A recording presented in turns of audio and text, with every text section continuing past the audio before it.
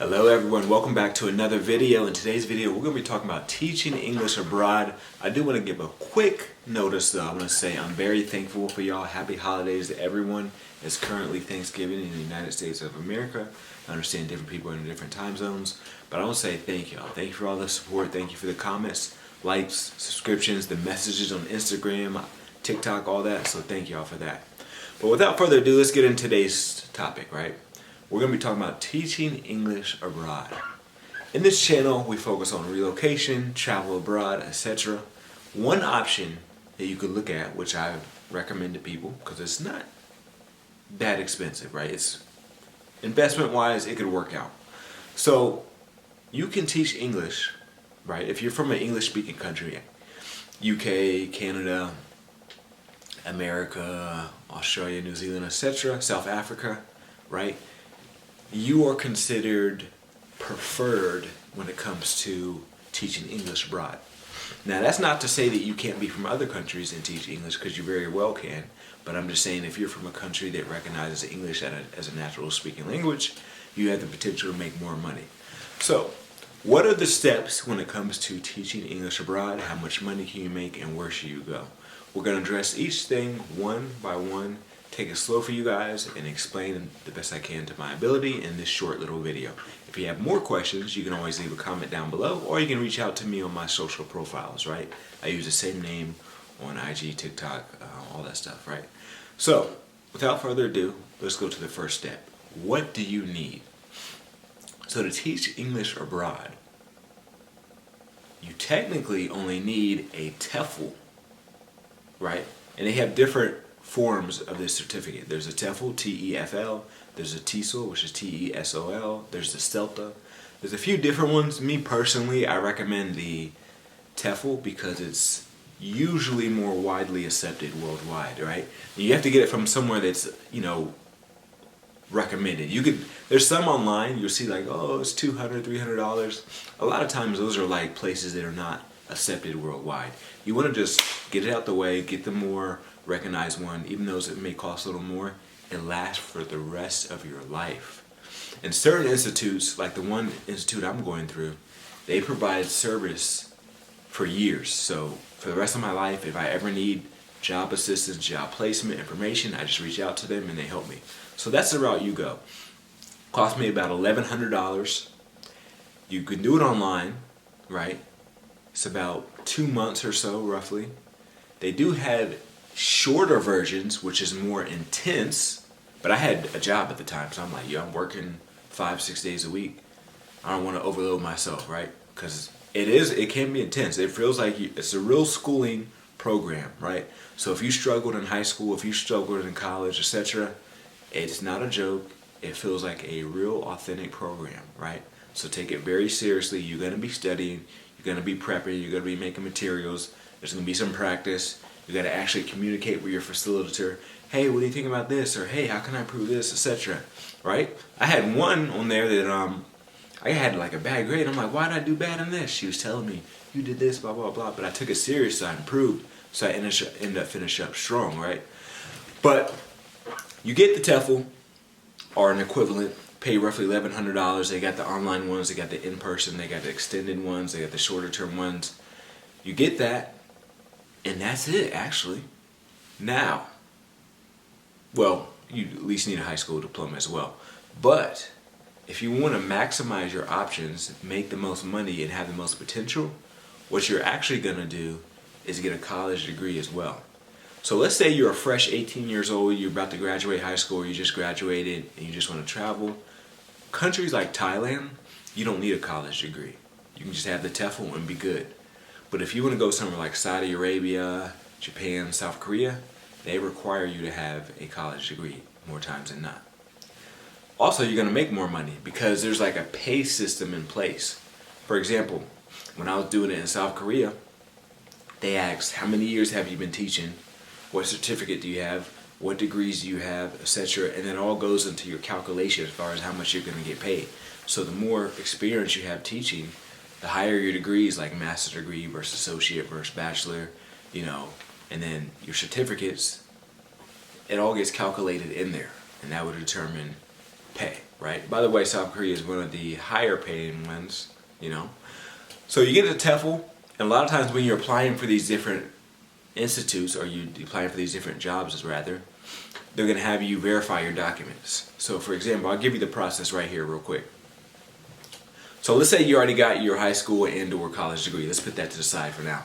You get your TEFL, you pay for it, boom, boom, boom. You go through an institute or you apply for jobs on your own. I personally recommend going through an institute because of its accredited place. What they do is they have a list of vendors that they work with, and they vet these vendors.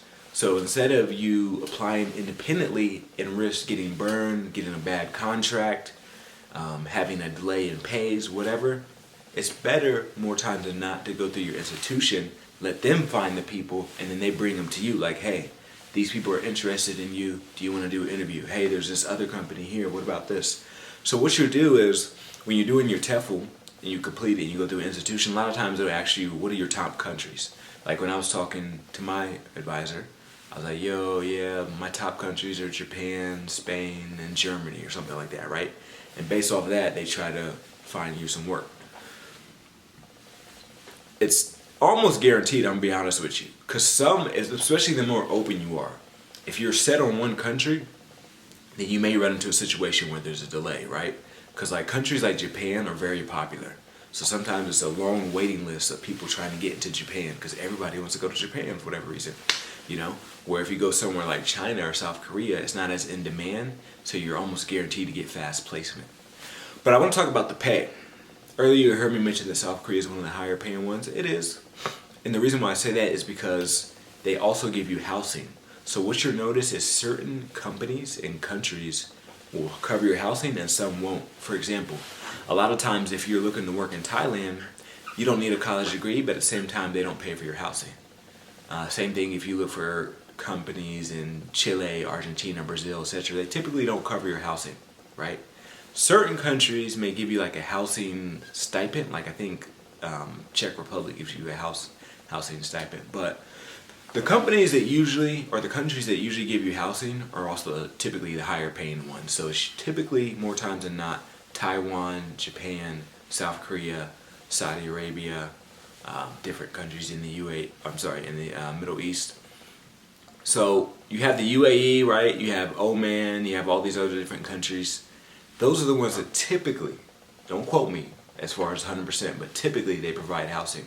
So South Korea, they'll cover your housing, they'll cover your insurance, and then they'll pay you, depending on your experience, education, etc., but they typically pay between 1,100 to 1,900 USD a month, right? So that's pretty good, because groceries, if you're from Canada, United States, or UK, your groceries are going to be cheaper in South Korea compared to your home country. Japan is another high paying one. Japan typically pays about 10% less than South Korea, right? So, and they can afford to do that because they're in so high demand, right? So, if you're okay with the South Korea salary, just know in Japan, you get your medical covered as well, you get your housing covered, and typically it's about 10% less than South Korea, if not about the same. Taiwan, they typically cover your housing as well. From what I've read, because it's not a popular place that people go to teach English, but from what I've read, they pay between 1,100 to 2,100 a month. Vietnam, they pay roughly 1,100 to 2,000 a month. There are some people in Vietnam who've quoted making 3,000-4,000, but it's typically they have deep connections and they taught for a couple years, and they're not teaching English to students now, they're teaching business English to grown adults, and those are the people who typically make the 2,500, 3,000, 4,000, etc. a month. But Vietnam is one of the emerging markets, so shout out to them. English is becoming more common over there. They are taking a approach to learning English, kind of how, well, maybe not the exact way, but you know, in Malaysia and Singapore, English was pushed for some years, and allegedly that's what helped them. That was one of the things that helped them ascend as far as being more safe, you know, being better off economically, from my understanding. And Singapore and Malaysia is pretty dope.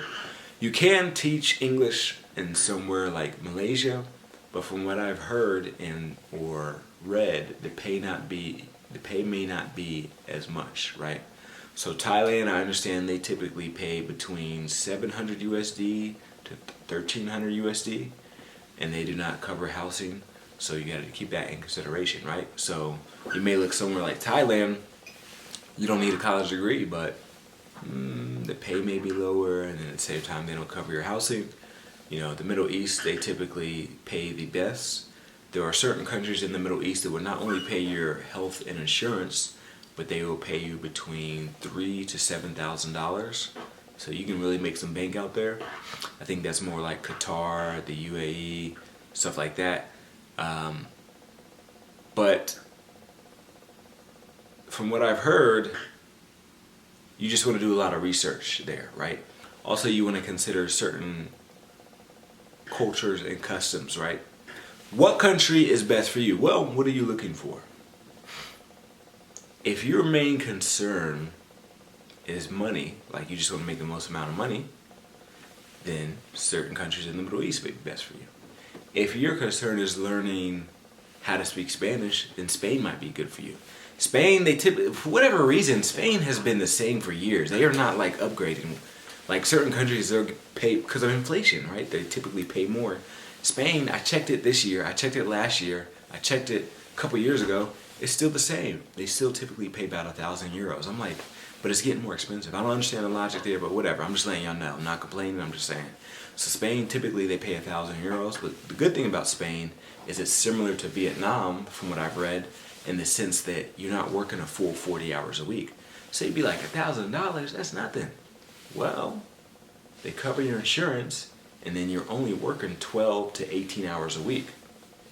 So once you start doing the math, you'd be like, oh, actually I'm getting paid kind of good, you know? So you could have a second job. You could be a content creator. You could teach English online, which is another option. Some people go through sites like italki or Cambly, and they're able to teach English online remotely, so then they can do it from anywhere in the world. You could apply for the digital nomad visa if you taught English online in a country like Georgia. Japan has a digital nomad visa currently. Brazil announced a digital nomad visa around the pandemic time. So I mean, imagine living somewhere like Brazil where you can get by on $1,100 a month, and then you're making 2 bands a month. That's a $900 profit margin, right?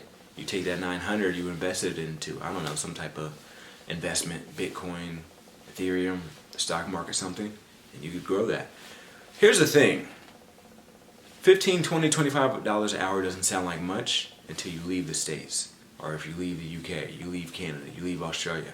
Once you start going to some of these other countries where you can rent an apartment, 3, 4, 5, 600 a month, Philippines, Greece, Czech Republic, Brazil, Colombia, Mexico, I mean the list goes on and on, South Africa, so many countries in the world, Malaysia, Vietnam, they're emerging right now, Myanmar, so many countries, Cambodia, right?